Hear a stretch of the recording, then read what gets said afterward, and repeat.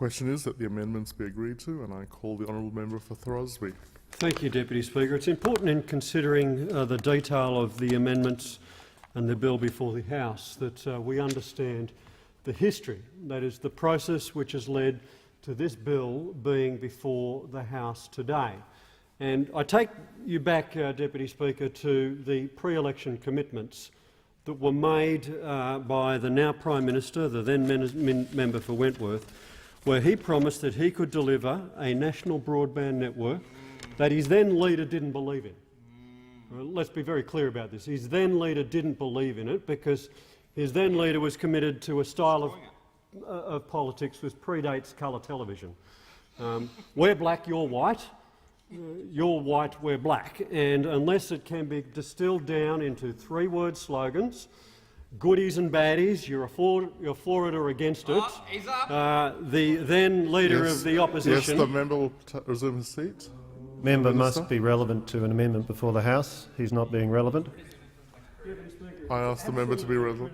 If members of this place are to cast a vote on the 5 enumerated schedules and their contained amendments, that they understand the context, of how these amendments have come before the House, how they have changed in their journey from the party room to the Senate and then to the House. Because I rather suspect, Deputy Speaker, that there are members of the National Party and regional members of the Liberal Party who do not even understand the changes that have been made to this bill from when it left their caucus room, when they all stuck their hands in the air and said, "I support higher prices for people living in regional and rural Australia," to Bush consumers. That's what they voted for in their party room, Deputy Speaker. They do not understand the changes that have been made as that bill went from the party room to the Senate and then from the Senate to this House today. So it's important, and we can be confident that the member for Bradfield, the Shadow Minister, will have no part in educating those members on his side on the bill that they're voting for. So it's incumbent on members of this side of the House to provide some context and some education to those poor, hapless members of the National Party and the regional Liberals about the impact that this bill is going to have upon their constituents.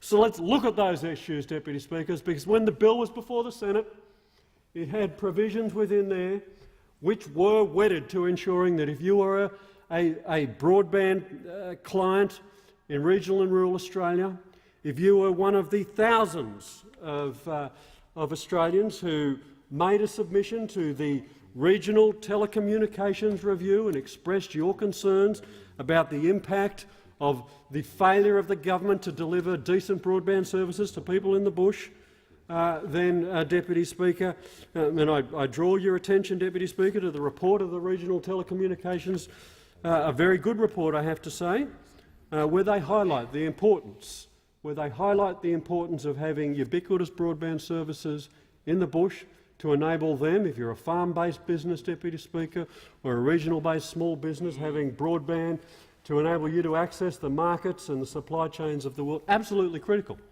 I know this because I have businesses who are today in my electorate making decisions about whether they move out of where they're currently based to an electorate, to an area where they have access to broadband, Deputy Speaker, because of failures of this government, because of the abject failures of this government, Deputy Speaker.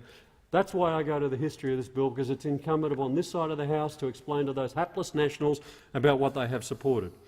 Now, the Vertigan Committee was given the Herculean task of providing some credibility, some evidence to the pre-election commitments of the government, Deputy Speaker, and it was a task equivalent to the cleaning of the Aegean stables, I have to tell you, Deputy Speaker.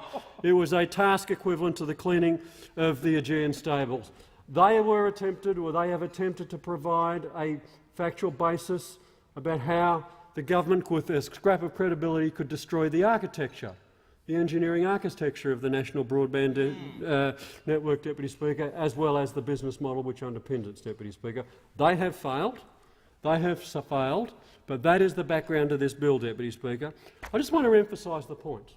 If you are living in regional and rural Australia, if you are trying to educate your kids If you are trying to run a small home-based business, Deputy Speaker, or trying to just have the social interactions that many of us take for granted, access to affordable broadband is critical, and these guys are against it. Time has expired. The question is that the amendments be agreed to. I put the question. All of that opinion say aye.